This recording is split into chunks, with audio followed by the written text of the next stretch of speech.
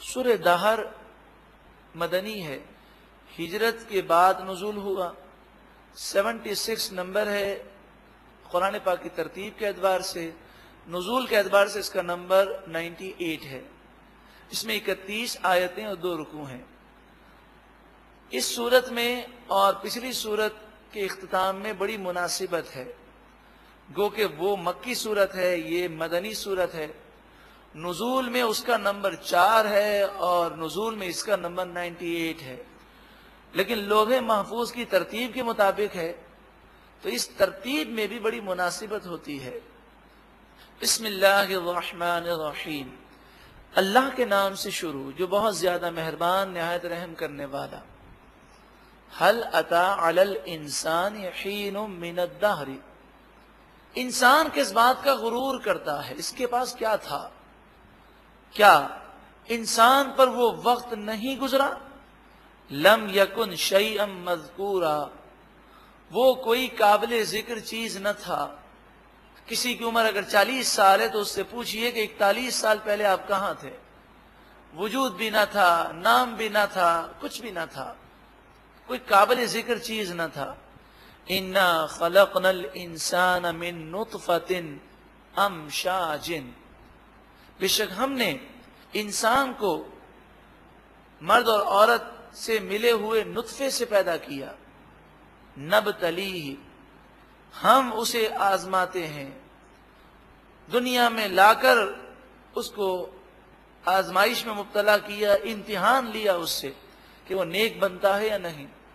فجعلناہ سمیعا بصیرا، بس ہم نے اسے سننے والا اور دیکھنے والا بنایا، پھر اسے عقل و شعور دیا، اس نے ترقیاں کی، مگر وہ جب اپنے پاؤں پہ کھڑا ہو گیا تو اس نے شکر کرنے کے بجائے کفر کو اختیار کیا، ناشکری کی۔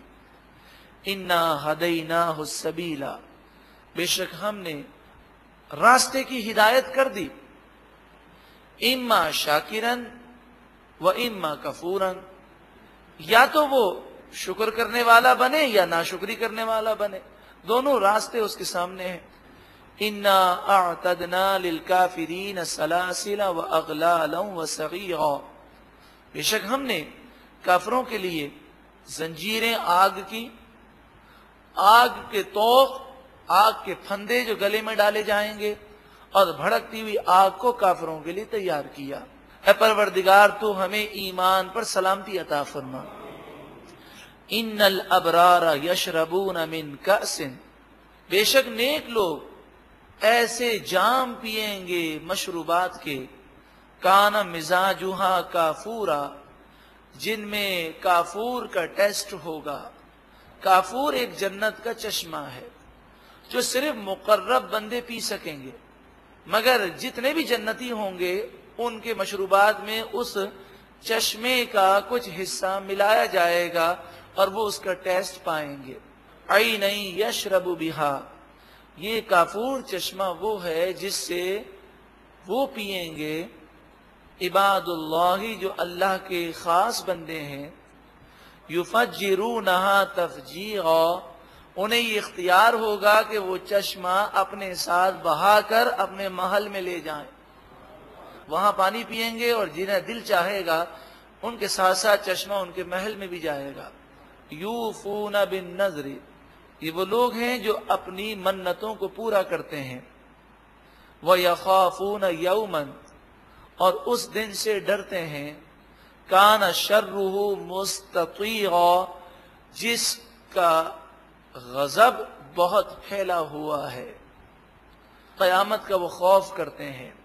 وَيُطْعِمُونَ الطَّعَامَ عَلَى حُبِّهِ، وہ اللہ کی محبت میں کھانا کھلاتے ہیں، مسکینا و یتیما و اسیرا، غریب کو، یتیم کو اور قیدی کو۔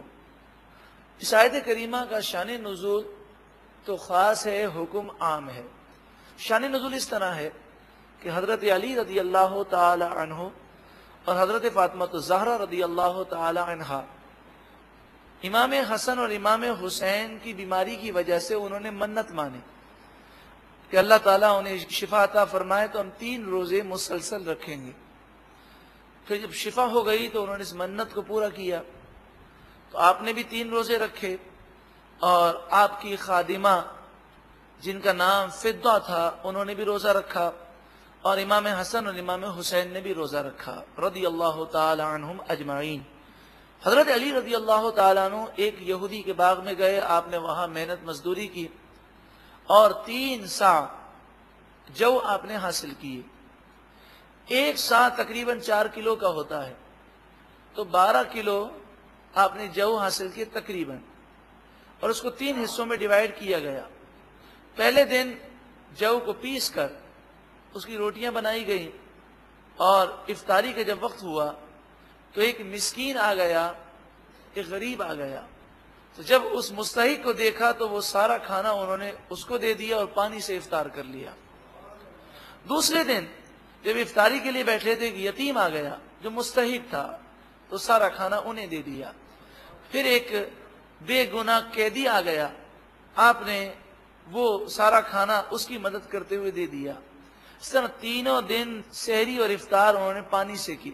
ان کی تعریف میں، ان کی خوبیاں بیان کرتے ہوئے قرآن پاک نے ان آیات کو نازل کیا اور فرمایا کہ یہ جب خیرات کرتے ہیں تو کس طرح کرتے ہیں، انما نطعمکم لوجہ اللہ، ہم تمہیں کھانا صرف اللہ کی رضا کے لیے کھلا رہے ہیں، ہمیں شکریہ کی تمنا نہیں ہے، تم ہمارا احسان مانو، اس کی کوئی تمنا نہیں۔ لا نرید منکم جزاء ولا شکورا، ہم تم سے کوئی صلہ اور شکریہ نہیں مانگتے۔ ان لوگوں کو عبرت حاصل کرنی چاہیے جو خیرات کرنے کے بعد یہ کہتے ہیں، لینے کے بعد بھی اس نے شکریہ تک نہیں کہا، مجھے میرے لیے دعا بھی نہیں کہی۔ ہمیں اللہ کی رضا کے لیے مال خرچ کرنا چاہیے۔ انا نخاف من ربنا یوما عبوسا قمطریغا، بے شک ہم اپنے رب سے ڈرتے ہیں، اس دن سے ڈرتے ہیں کہ جو دن بہت زیادہ ترش اور بہت زیادہ سخت ہے۔ فَوَقَاهُمُ اللَّهُ شَرَّ ذَلِكَ الْيَوْمِ، ان کی نیکی ایسی مقبول ہے کہ اللہ نے اعلان فرمایا کہ اللہ نے انہیں اس دن کی سختی سے محفوظ فرما لیا۔ وَلَقَّاهُمْ نَضْرَةً وَسُرُورًا، اور انہیں اس دن تازگی اور شادمانی نصیب ہوگی، وہ خوش و خرم ہوں گے کل بروز قیامت۔ وَجَزَاهُمْ بِمَا صَبَرُوا، یہ ان کے صبر کا صلہ ہے۔ جنتاً وحریرا، باغات ہیں، جنتیں ہیں اور ریشمی لباس ہیں۔ متکئین فیہا علی الارائک، وہ تختوں پر ٹیک لگائے سکون سے بیٹھے ہوں گے۔ لا یرون فیہا شمسا ولا زمہریغا، نہ تو اس جنت میں دھوپ ہوگی اور نہ ہی سخت ٹھنڈک ہوگی، بلکہ وہاں نور ہی نور ہوگا۔ وَدَانِيَةً عَلَيْهِمْ غِلَالُهَا، اور جنتی باغات کے سائے ان پر جھکے ہوئے ہوں گے۔ وَذُلِّلَتْ قُطُوفُهَا تَذْلِيلًا، اور باغات کے خوشے، پھلوں کے گچھے ان کے بہت قریب لٹکے ہوئے ہوں گے۔ وَيُطَافُ عَلَيْهِمْ بِآنِيَةٍ مِّن فِضَّةٍ وَأَكْوَابٍ كَانَتْ قَوَارِيرًا، اور جنتی خدام، فضہ کے معنی چاندی، چاندی کے برتن لے کر، اور اکواب یعنی گلاس پیالے لے کر وہ گھوم رہے ہوں گے۔ کانت قواریرا، یہ جنتی برتن چاندی کے ہوں گے، اور کیسی چاندی ہوگی؟ قواریرا، شیشے کی طرح وہ چمک رہی ہوگی۔ قواریر من فضہ، یہ شیشہ چاندی سے ہے، یعنی اتنی چمکدار چاندی ہے جو آئینے کی طرح ہے۔ قدروہا تقدیرا، خدام اس میں ایک اندازے سے مشروب رکھیں گے جس کی جنتی کی جتنی خواہش ہوگی، نہ ایک قطرہ کم ہوگا نہ ایک قطرہ زیادہ۔ وَيُسْقَوْنَ فِيهَا كَأْسًا، اور جنت میں وہ ایسے شراب کے جام پلائے جائیں گے، شراب طہور کے، کانا مزاجها زنجبیلا، جس میں زنجبیل کا ٹیسٹ ملا ہوا ہوگا۔ زنجبیل کیا ہے؟ عینن فیہا، جنت میں ایک چشمہ ہے، اس کا یہ پانی ہے، تسمى سلسبیلا، جس چشمے کا نام سلسبیل ہے، جو صرف سب سے اعلیٰ جنتی پی سکیں گے، لیکن ہر جنتی کے مشروب میں اس کا ٹیسٹ ہوگا۔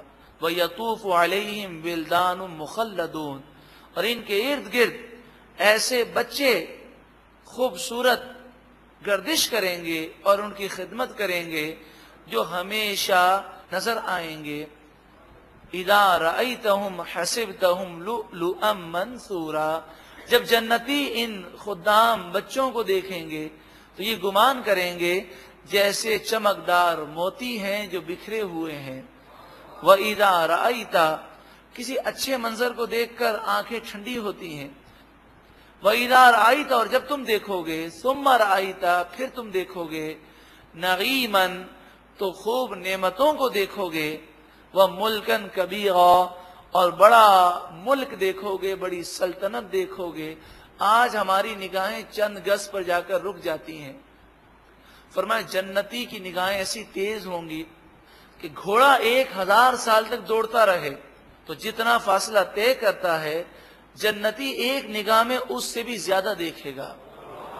عالیہم ثیاب سندس خضر، ان کے اوپر سندس، یہ جنتی لباس ہے ریشم کا جو باریک ہوگا اور سبز ہوگا، گرین ہوگا۔ ان پر ان سبز ریشم کے لباس ہوں گے جو باریک ہوں گے۔ وَإِسْتَبْرَقٌ، اور یہ ریشم کی وہ قسم ہے جو موٹا ہوتا ہے۔ جنتی استبرق کے لباس ان پر ہوں گے۔ وَحُلُّوا أَسَاوِرَ مِن فِضَّةٍ، فضہ چاندی، اساور کنگن، چاندی کے وہ کنگن پہنائے جائیں گے، انہیں چاندی کے کنگن پہنائے جائیں گے۔ وَسَقَاهُمْ رَبُّهُمْ شَرَابًا طَهُورًا، اب سوچیں کہ کوئی دنیا کا عہدے دار ہمیں کوئی مشروب پیش کرے، کوئی تحفہ دے تو کتنا فخر کرتے ہیں کہ فلاں نے مجھے ایک پین دی ہے۔ اللہ اکبر، فرمایا ان کا رب انہیں شراب طہور پلائے گا۔ سبحان اللہ، وہ شراب جس میں نشہ نہیں، جو ناپاک نہیں، جو عقل کو خراب نہیں کرتی۔ ان ھذا کان لکم جزاء، اے لوگوں بے شک یہ تمہارے لیے صلہ ہوگا۔ وَكَانَ سَعْيُكُمْ مَشْكُورًا، اور تم نے جو کوششیں کی اللہ کو راضی کرنے کے لیے وہ کوششیں قبول ہو گئیں۔ کتنی پیاری جنت ہے، کیا یہ عظیم الشان جنت چھوڑی جا سکتی ہے؟ ہرگز نہیں۔ تو اس کے لیے اللہ کو راضی کیجئے۔ یقیناً جنت میں وہی جائے گا جس سے اللہ راضی ہوگا۔ اے مالک و مولا، تو ہم سے راضی ہو جا، کہ تو راضی ہو جائے ایسے کام کرنے کی ہمیں توفیق عطا فرما۔ سورۃ الدہر کی آیت نمبر 23، اِنَّا نَحْنُ نَزَّلْنَا عَلَيْكَ الْقُرْآنَ تَنزِيلًا، بے شک ہم نے آپ پر یہ قرآن پاک آہستہ آہستہ نازل کیا۔ آہستہ آہستہ نازل کرنے کی حکمت کیا ہے؟ اس لیے کہ لوگوں کو یہ کلام آسانی سے یاد بھی ہو جائے، اور کسی واقعے کے وقت جب چند آیتیں نازل ہوں تو اس واقعے کی مدد سے ان آیتوں کے مفہوم کو ہمیشہ کے لیے وہ سمجھ لیں۔ کافروں کا ایک بہت بڑا اعتراض یہ تھا کہ اگر یہ اللہ کا کلام ہے تو تھوڑا تھوڑا کیوں نازل ہوتا ہے، ایک ساتھ یہ پورا نازل کیوں نہیں ہو جاتا؟ اور وہ یہ کہتے ہیں کہ جس طرح شاعروں کا کلام ہوتا ہے وہ تھوڑا تھوڑا بناتے رہتے ہیں، اسی طرح قرآن پاک کے متعلق وہ باتیں کرتے۔ تو یہاں فرمایا گیا کہ آہستہ آہستہ نازل کیا گیا، اور اس کی حکمتیں کئی جگہ پر بیان کی گئیں کہ آہستہ آہستہ جو چیز بیان کی جائے وہ یاد ہو جاتی ہے، اس کا سمجھنا بھی آسان ہے۔ فَاصْبِرْ لِحُکْمِ رَبِّکَ، پس اپنے رب کے حکم کے لیے انتظار کرو۔ ان کافروں پر جب اللہ کا عذاب آئے گا، وہ وقت آنے والا ہے، اس کا انتظار کرو۔ وَلَا تُطِعْ مِنْهُمْ آثِمًا أَوْ كَفُورًا، اور ان میں سے جو گناہگار ہے یا ناشکرا ہے اس کی باتیں نہ مانو، یعنی ان کی باتوں سے پریشان نہ ہو اور ان کی باتوں کی طرف توجہ نہ کرو۔ وَاذْكُرِ اسْمَ رَبِّكَ بُكْرَةً وَأَصِيلًا، اور اپنے رب کے نام کو یاد کرو صبح اور شام، صبح و شام اس کے نام کو یاد کرو۔ وَمِنَ اللَّيْلِ، اور رات کی گھڑیوں میں فَاسْجُدْ لَهُ، اس کے لیے سجدہ کرو۔ بعض مفسرین نے فرمایا یہاں اللہ کی یاد مراد ہے، یعنی ہر وقت اللہ تعالی کو یاد کرو اور اس کا ذکر کرتے رہو، زبان سے بھی، دل و دماغ سے بھی، سوچ سے بھی۔ اور بعض نے فرمایا کہ ذکر الہی بھی مراد ہے اور خاص طور پر نماز مراد ہے۔ صبح بکرتن، فجر کی نماز، اصیلاً شام، تو سورج ڈھلنے سے لے کر غروب تک اسے اصیل کہتے ہیں، تو ظہر کی نماز اور عصر کی نماز اس میں آتی ہے۔ وَمِنَ اللَّيْلِ، رات کی گھڑیوں میں تو مغرب اور عشاء۔ فَاسْجُدْ لَهُ، اللہ کے لیے سجدہ کرو۔ وَسَبِّحْهُ لَيْلًا طَوِيلًا، اور اللہ تعالی کی تسبیح بیان کرو لمبی راتوں میں، جو اللہ تعالیٰ نے لمبی لمبی راتیں دی ہیں، ان راتوں میں اٹھ اٹھ کر تہجد کی نماز ادا کرو، اسے یاد کرو۔ جہاں تک ان کافروں کا تعلق ہے، ان کا عالم تو یہ ہے إِنَّ هَٰؤُلَاءِ يُحِبُّونَ الْعَاجِلَةَ، بے شک ہؤلاء، یہ کافر وہ لوگ ہیں، يُحِبُّونَ الْعَاجِلَةَ، وہ دنیا سے پیار کرتے ہیں، دنیا سے محبت کرتے ہیں، ان کا جینا مرنا کمانا کھانا پینا سب دنیا کے لیے ہے۔ وَيَذَرُونَ وَرَاءَهُمْ يَوْمًا ثَقِيلًا، اور ان کافروں نے اپنے پیچھے آنے والے اس دن کو چھوڑ دیا جو بھاری دن ہے، یعنی قیامت کی طرف ان کی کوئی توجہ نہیں ہے۔ یہ تو کافروں کا عالم ہے۔ اگر مسلمان بھی مسلمان کہلانے کے باوجود اس کا کھانا پینا ترقی تعلیم سب دنیا کے لیے ہو، تو اس میں اور کافروں کی زندگی میں کیا فرق ہے؟ نحن خلقناہم، ہم نے انہیں پیدا کیا، وشددنا اسرہم، اور ہم نے ان کے جوڑ بند مضبوط کیے۔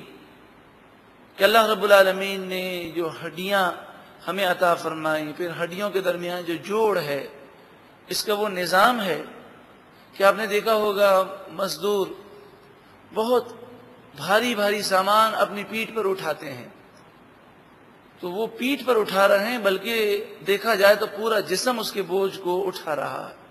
ان ہڈیوں میں اللہ تعالیٰ نے یہ طاقت عطا فرمائی۔ کیا اس نے اللہ تبارک و تعالیٰ کا شکر ادا کیا؟ صرف ایک ہماری انگلی حرکت کرتی ہے، تو اگر سائنسی طور پہ دیکھیں تو اس کا پورا ایک نظام ہے جسم کا، وہ پورا معاون بنتا ہے، تب اس انگلی میں حرکت پیدا ہوتی ہے۔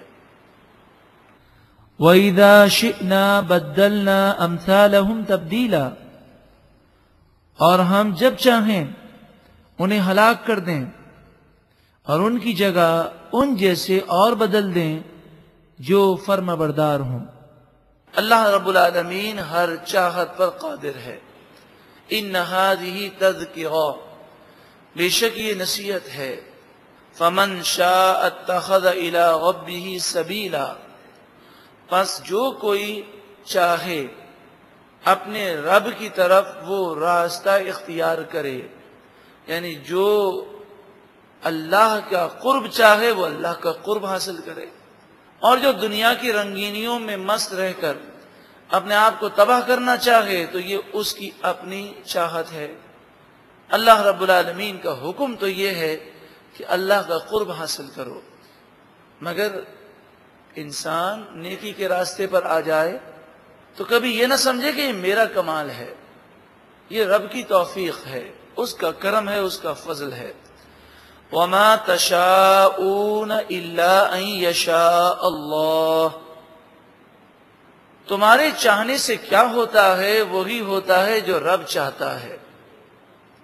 اے اللہ تو ہمیں نیکی کی توفیق عطا فرما، تو نے جو ہمیں نیکی کی توفیق عطا فرمائی یہ تیرا کرم ہے، ہم تیرا شکر ادا کرتے ہیں۔